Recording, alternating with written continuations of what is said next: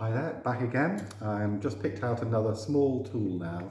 You can see that one, and this is useful for going into the clay and incising the foot. So let me show you how I do that.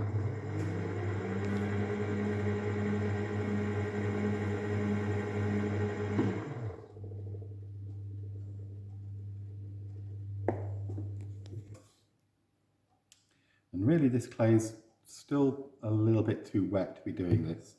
And in normal times I'd be waiting a bit longer. But as I say, today it's Sunday, I'm free to do it, and I've got the very useful help of somebody to video me.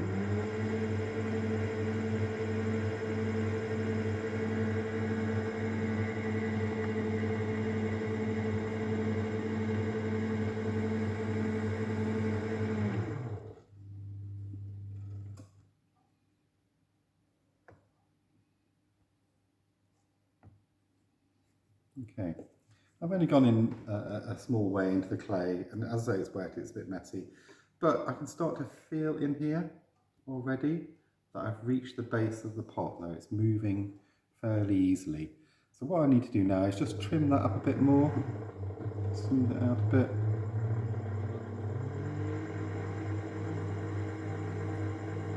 I'm not going to go any deeper into that. I'm just going to take these bits away. Okay, that's a bit rough, but it tells me where the base of the pot is, and that allows me to imagine the interior curve from there to about here, and I know that this piece of clay here can be removed. I'm going to go to a slightly bigger tool now on this one, and if you can see that one, and the curved piece at the end, I'm going to use the curved part of that to remove now some of this clay here, so I can then work on the foot.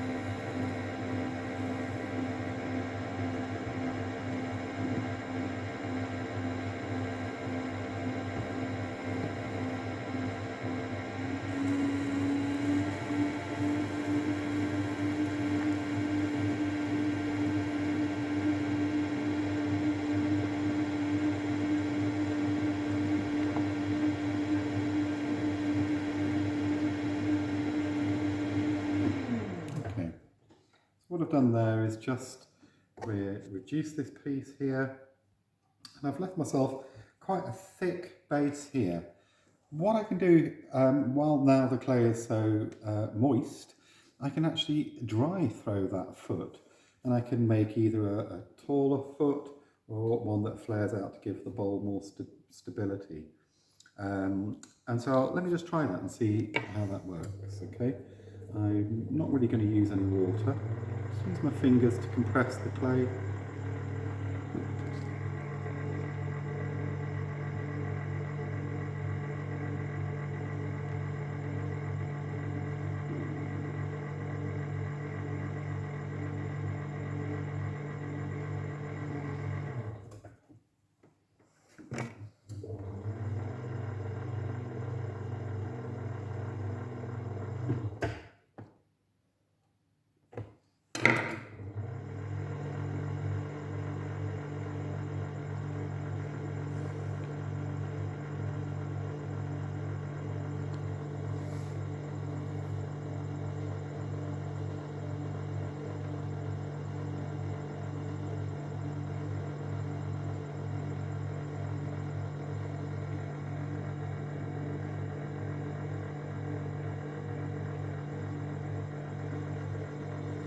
Okay, there you can see I've made the foot thinner but also slightly wider, anticipating the fact that when I've finished it, it will give that bowl just the amount of stability that it needs.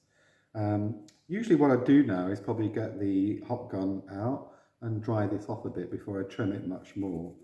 But I think I'm going to try to use the tool on it just to flatten it a little bit before I do that.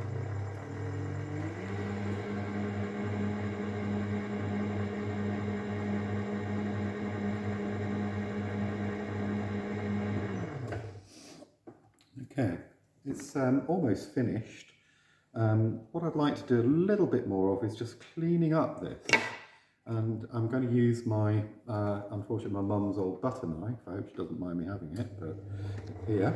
And I'm going to use that to just scrape away any excess or any bits and pieces on the body of the clay that I don't want to be there.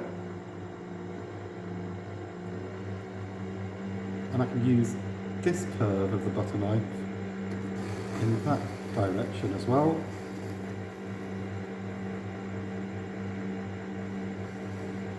It's just a really nice tool to use. I can also use the tool to trim out the interior of the foot. I use it in reverse, put my finger here and come onto the inside of the foot there, and I can just trim out anything that's a little bit too bulky there can come away. Don't need an awful lot of way out of this one. And I can use the blade as well, simply to clean up that rim, take away those annoying bits of clay. I can use the handle of the knife to just move the clay back to where I want it. It's starting to move out of position.